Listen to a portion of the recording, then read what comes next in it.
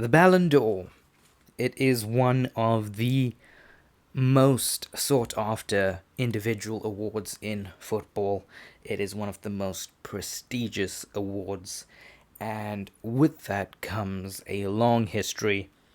And well, today that's what I want to talk about. What is the history of the Ballon d'Or?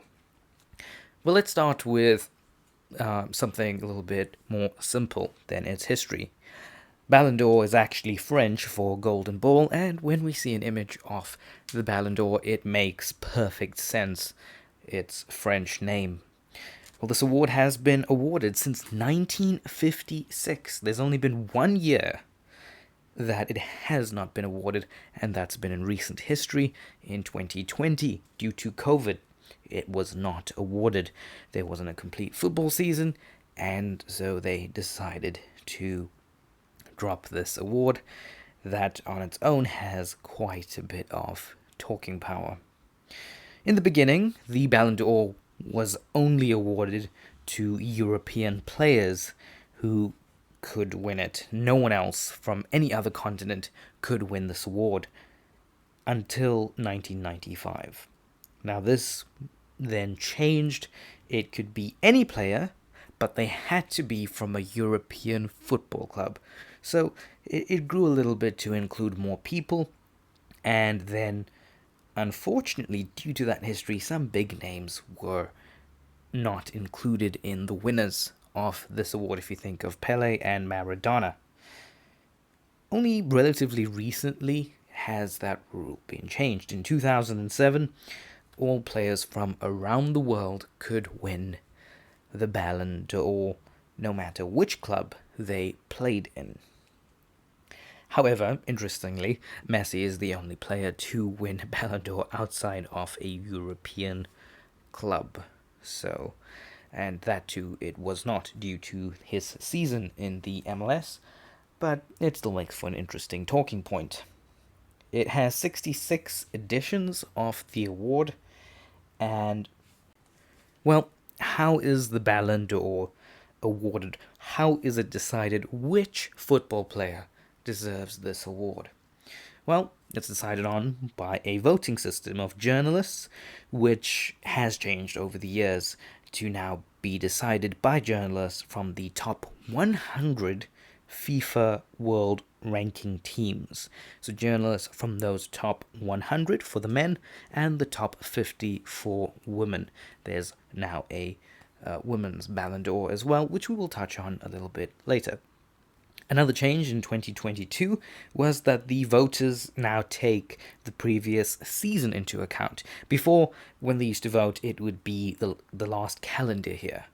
If we look at 2020 as a calendar year, it would mean that from January to December, that's what would count to the journalists for their vote.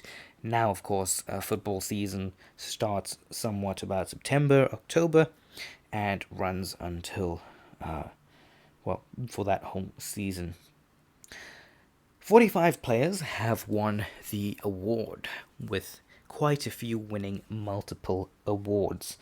There is a bit of an updated list for what would have happened if players from all around the world could have won this award since 1956 till 2007, and I am planning to do a video on that, so just keep your eyes out. It's going to be quite interesting because it changes the perspective a little bit of the Ballon d'Or and what could have been in history. Now, an honorable mention to Pele and Maradona. I have touched on them, but these two players, they did receive an honorary golden ball, more of an award versus this, the original Ballon d'Or. It was to show and give credit to their achievements in football. The Ballon d'Or has had multiple awards that have branched from it, including the Super Ballon d'Or, the Copa Trophy, the Yashin Trophy, the Gerd Müller Trophy, and we also are going to have, Men's Club of the Year and the Women's Club of the Year. Now, from 2024, we have something kind of new, and it's I find it fascinating that this hasn't been an award for so many years. I mean, it's 66 editions. This should have existed for a while.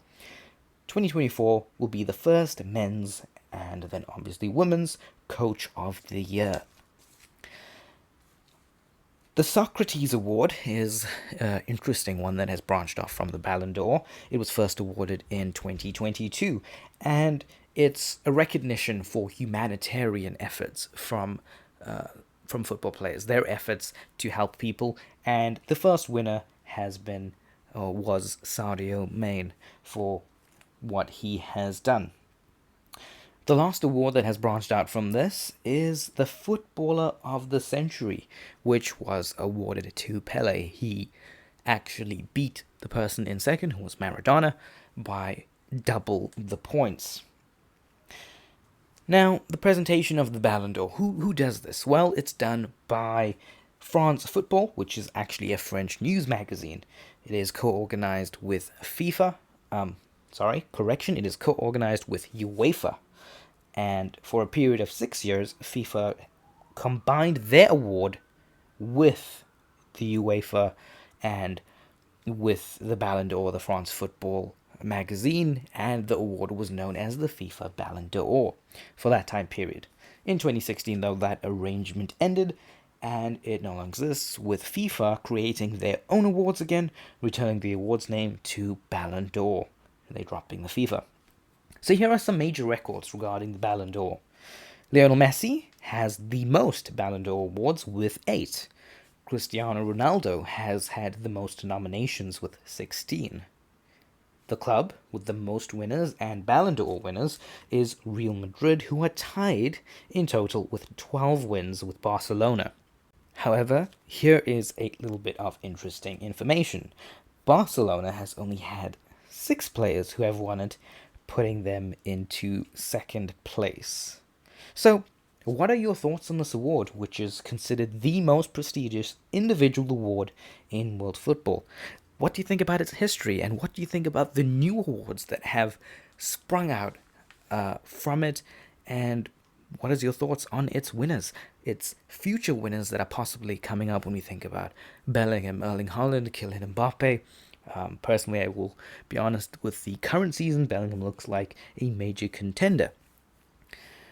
And I'm looking forward as well to giving a bit of history of the Ballon d'Or and what would have happened if all players were allowed to win it since 1956.